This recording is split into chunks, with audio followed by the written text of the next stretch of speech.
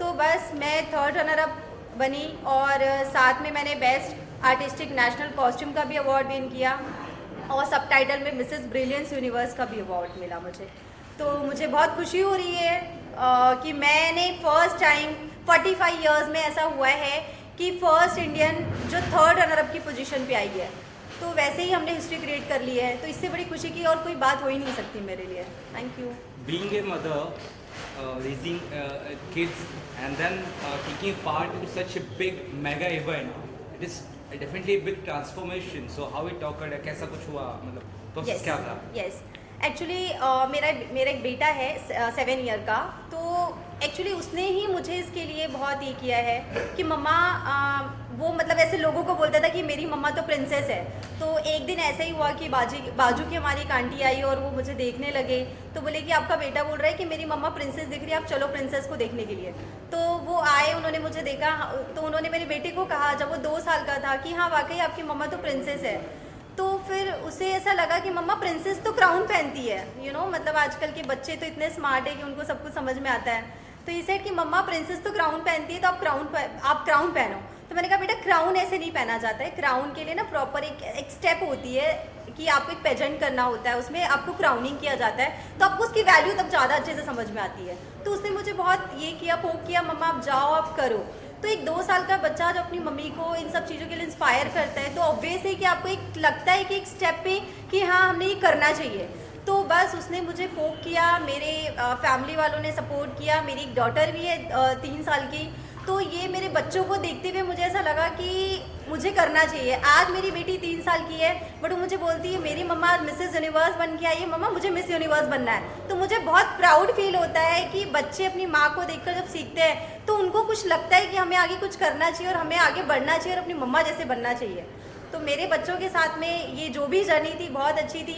बच्चों को छोड़कर जाना इतना आसान नहीं होता है, लेकिन अगर घर में आपके सपोर्ट है तो डेफिनेटली आप ये सब चीज़ें कर सकते हो और ये चीज़ें बहुत इजी हो जाती है। और साथ में पति का साथ होना सबसे इम्पॉर्टेंट होता है। अगर आपका हस्बैंड आपका बैकबोन नहीं हो सकता तो आपके लिए शायद थोड़ा मुश्किल हो सकता है, बट पति का सपोर्ट और फैमिली का सपोर्ट, बच्चों का सपोर्ट, बहनों का सपोर्ट, इन सपोर्ट की वजह से ही शायद मैं ये खिताब जीत कर आ पाई हूँ। मोहिनी में आपका बहुत बहुत स्वागत है। ये जानना चाहूँगा, you are the backbone, like पूरा इवेंट ऑर्गेनाइज करना इतना बड़ा, वो भी इंडिया के बाहर, how is it like possible, किस तरह से पॉसिबल हुआ, कितना मुश्किल है जिस तरह से? सबसे पहले तो आप सभी का मैं स्वागत करती हूँ। थैंक यू, आप सभी समय निकाल के यहाँ पर आए। और बैकबोन, रीढ़ की हड्डी जो बोली जाती है उसके पीछे एक कारण होता है, वो एक सबसे बड़ा सपोर्ट होता है। कोई इवेंट बोलो या कोई डेलीगेट बोलो या कोई टीम मेंबर बोलो, तो वो मेरा रोल है। और जहाँ तक बात इंटरनेशनल जाकर काम करने की है, अगर आपने मेरा इंट्रोडक्शन सुना होगा तो मैंने मेरी मैनेजमेंट की पढ़ाई लंदन से ही की थी। तो इंटरनेशनल जाना मेरे लिए एक्सपोजर लेना ही है, मेरे लिए ज़्यादा बड़ा चैलेंज नहीं होता। चैलेंज होता है कि वो कंपटीशन को एज ए इंडियन फेस करना, क्योंकि जैसे कि जोया ने कहा 106 कंट्रीज़ ऐसे कंपटीशन में पार्ट लेती है। वहाँ पर हमें इंडिया का झंडा लहराना ही है, इंडिया को गर्व महसूस करवाना है। ऐसा एक भी गलती से कोई कदम नहीं उठाना जहाँ पर हमारी आंखें झुक जाए या फिर भारत का नाम वो हो जाए, खराब हो जाए। तो उसी जद्दोजहद में हम लगते हैं। शायद जो हमारे इंटेंशन रहते हैं, ठीक है, पर्सनल इंटेंशन तो रहते ही हैं कि हाँ हमें क्राउन जीतना है, हमें टाइटल लाना है, पर उससे बड़ा जो हमारा इंटेंशन है वो है भारत का नाम रोशन करने का। शायद ये जो इंटेंशन है, ये जो देशभक्ति की भावना है, ये हमसे सारे चैलेंजेस इजीली पार करवा देती है। तो हाँ, ऐसे हो जाता है। जो कितना चैलेंज था, किस तरह तैयारी की आपने, जर्नी के बारे में थोड़ा बताइए कि कैसे शुरुआत से एंड तक? जी हाँ, मैंने अभी बताया आप लोगों को कि ये बहुत चैलेंजिंग था, बिकॉज 106 कंट्री के लोग अगर पार्टिसिपेट कर रहे हैं तो ऑफकोर्स हर कोई जीतने के लिए आया हुआ है, हर कोई अपने देश के लिए मतलब ट्रॉफी लेके जाना है, हर किसी को क्राउन चाहिए, हर किसी को शैश चाहिए, तो हर कोई अपने आप में बेस्ट था। तो ये बहुत बड़ा चैलेंज था, बिकॉज हर देश का अपना नेशनल कॉस्ट्यूम था और हर कोई अपने आप में खूबसूरत दिख रहा था। बट वो तो जजेस के ऊपर होता है कि आपने कैसे उसे कैरी किया है, आप उसे कैसे, आप उसके साथ में उसके पीछे की स्टोरी क्या है, तो ये सब चीज़ें देखकर ही वो चीज़ें डिसाइड होती है। तो मैंने अभी जैसे ही आप लोगों को बताया है कि ये एक लाइक 7 डेज़ का एक फंक्शन होता है जिसमें सारा सब कुछ करवाया जाता है, नेशनल कॉस्ट्यूम एंड ऑल, सारे राउंड्स होते हैं, सबटाइटल अवार्डिंग, डोमेस्टिक फोरम।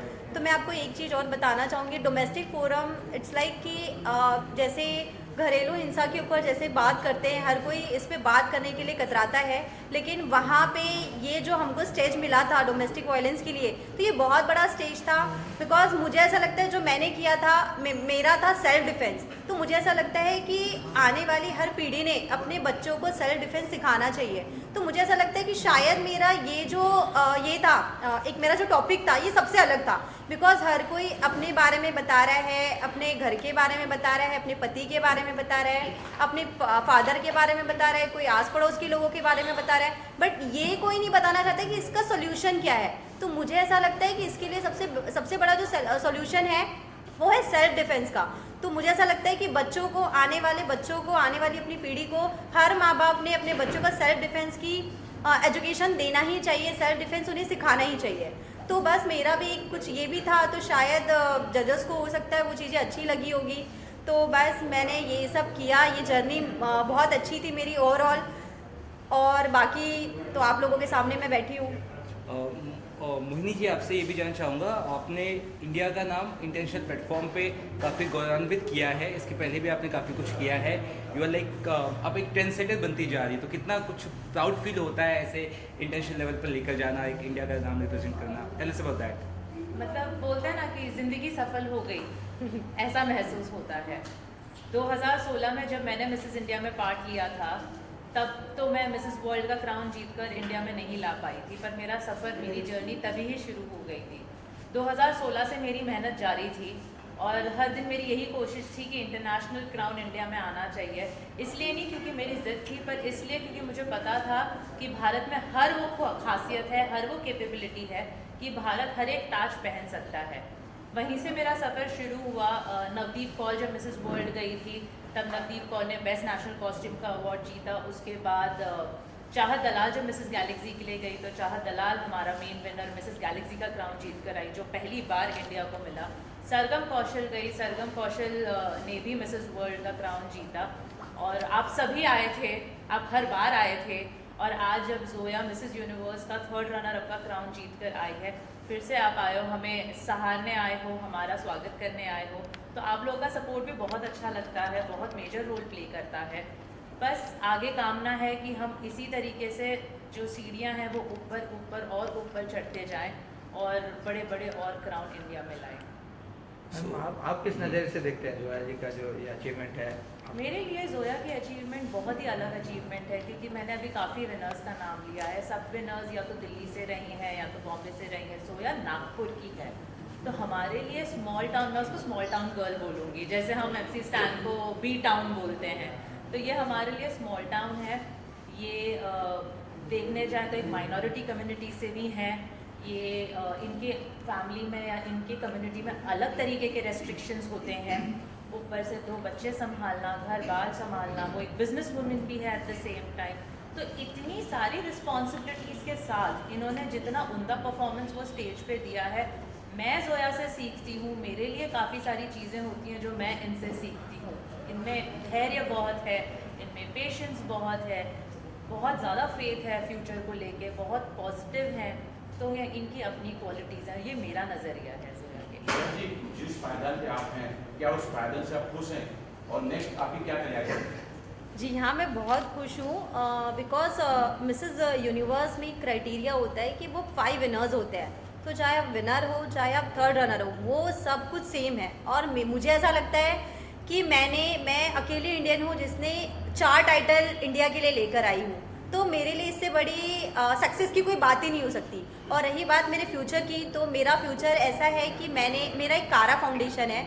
मैं एक फाउंडेशन की ओनर हूँ। मैं मेरा फाउंडेशन चलाती हूँ जिसमें मैं malnourish kids, under privilege kids और उसके बाद में विडोज़ के लिए मैं वर्क करती हूँ। साथ ही मैं ओल्ड एज पीपल के लिए वर्क करती हूँ। तो मुझे ऐसा लगता है कि यही काम है जो मैं आगे करना चाहती हूँ। मेरा बहुत जल्दी मेरा प्रोडक्शन हाउस लॉन्च होने वाला है जिसमें मैं एल्बम सॉन्ग्स वगैरह बनाना चाहती हूँ। मैं ऑलरेडी, मेरा एक मीडिया है, मेरा INVCN न्यूज़ चैनल है जिसकी मैं डायरेक्टर हूँ, और हम लोगों का खुद का नागपुर मेट्रो समाचार न्यूज़पेपर चलता है। बस यही मेरे मोटोज़ हैं। आप इंटरनेशनल पे परफॉर्म कर रहे हैं, आज बड़ी खुशी की बात है, ऑस्कर जो है इंडिया में आ रहा है, तो इसके लिए कोई फिल्म बनाएंगे, ऐसा कुछ करेंगे जो एक और अवार्ड आए? ज़रूर मतलब आपने बोला है तो मैं ज़रूर इसके बारे में सोचूंगी। मैम मुझे आपसे लगता है कि छोटे टाउन में से ही बड़ी बड़ी कामयाबी निकलती कामयाबी है। निकलती है, बस उसे देखने की तराशने की ज़रूरत है।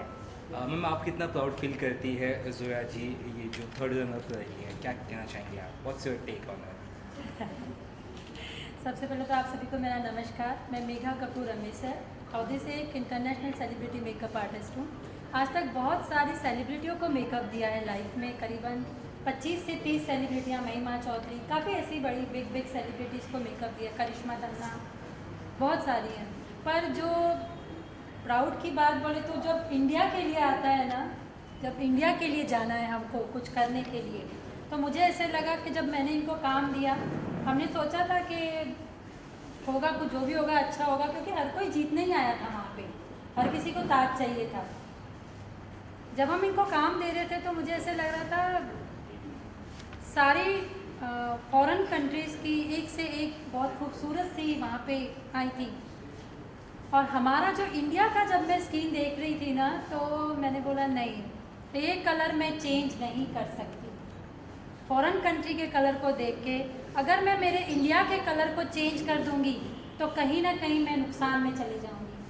मैंने बोला नहीं मेघा, आप इस 27 साल का जो अनुभव है आज आपको वो यहाँ पे चलाना है।